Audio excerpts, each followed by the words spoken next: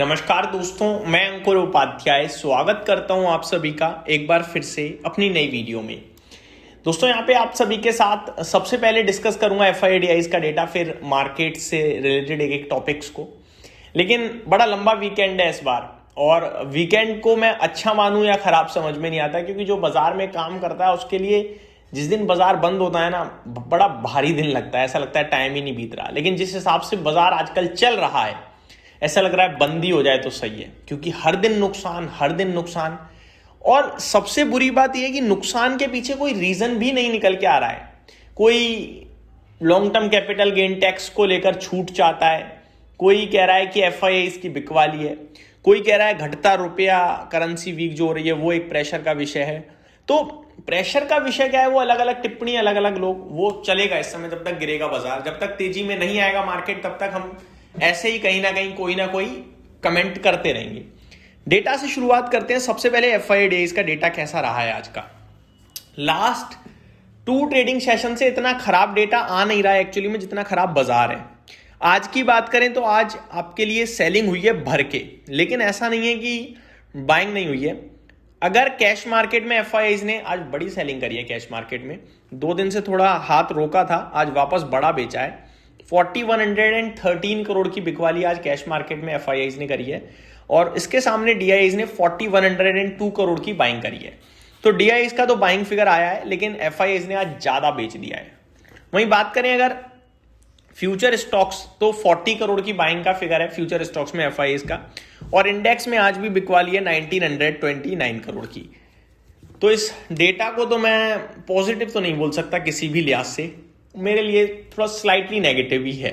और cash market में बड़ी बिकवाली थोड़ा चिंता का विषय भी है। बढ़ते हैं आगे मार्केट्स की तरफ। तो गिफ्ट निफ्टी की बात करूं, 25,000 बचाना मुश्किल लग रहा है दोस्तों। अब तो ऐसा लग रहा है कि 25,000 भी बचेगा या नहीं बचेगा, इस पे आएंगे। तो गिफ्ट निफ्टी कुछ नहीं कर रहा भाई साहब, 9 पॉइंट हरे निशान में, जो डिस्कस करने योग्य भी नहीं है। निफ्टी पे आ जाते हैं।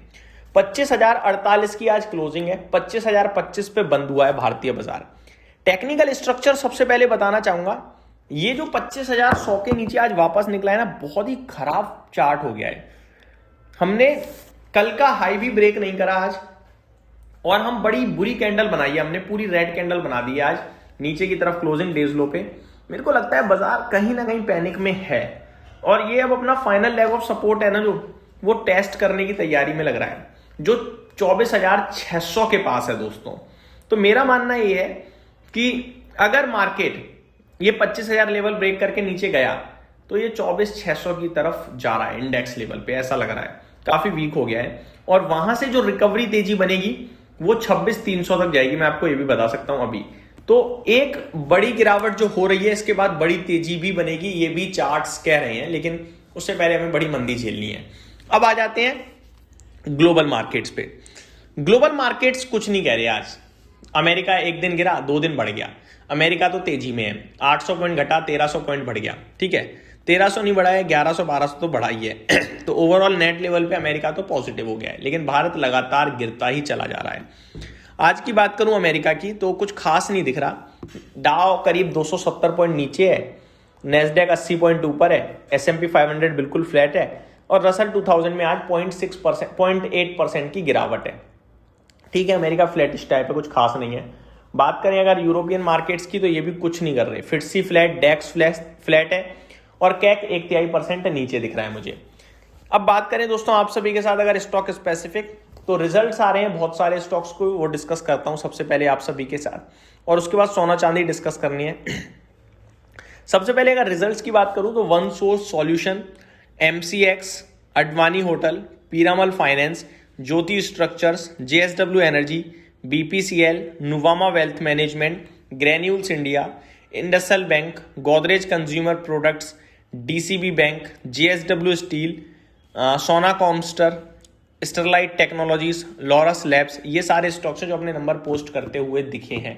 सबके नाम बताए मैंने, आप लोग कमेंट करना किसके डिटेल में जानने हैं, कल बताऊंगा। अभी मैं आप सभी के साथ MCX डिस्कस करना चाहूंगा, क्योंकि एक्शन में चल रहा है स्टॉक। नंबर्स की बात करें, बहुत ही तगड़े नंबर लग रहे हैं भाई। मुनाफा 160 करोड़ से बढ़कर 400 करोड़ का, रेवेन्यू 300 करोड़ से बढ़कर 666 करोड़ पे, एबिटा 190 करोड़ से बढ़कर 495 करोड़ पे, और मार्जिन 64.08% से 74.32%। सुपर्ब नंबर है भाई, सुपर्ब नंबर। दिख रहा है कि एक्चुअली में सोना चांदी में सब ट्रेड कर रहे हैं, दिख रहा है। गोल्ड सिल्वर की बात करते हैं। कॉमेक्स पे सोना चांदी फ्रेश लाइफ हाई लगा चुके हैं आज, भयंकर तेजी दिख रही है सोने चांदी में।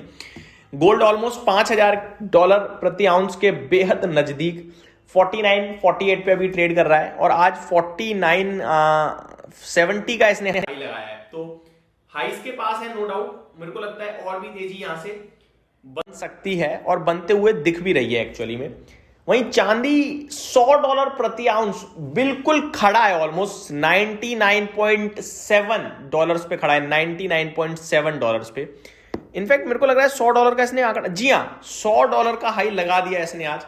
तो चांदी अलग लेवल की तेजी है भाई, ये नहीं मान रहा। कॉपर में भी 2.5% की तेजी बन चुकी है। तो कमोडिटीज आर फायरिंग, ये नहीं मान रहे भाई साहब, ये लगातार एक्शन में है। भारतीय मार्केट में सोना चांदी कहां पे है वो भी मैं आपको बता देता हूं। भारतीय बाजार थोड़ा अभी मंदा चल रहा है। सोना है 1,56,500 पे, और चांदी 3,33,000 पे है। तो ये मेरी तरफ से आपके लिए अपडेट्स थी। उम्मीद करता हूं डिटेल्स पसंद आई होंगी। Thank you so much for watching this video. Good night guys.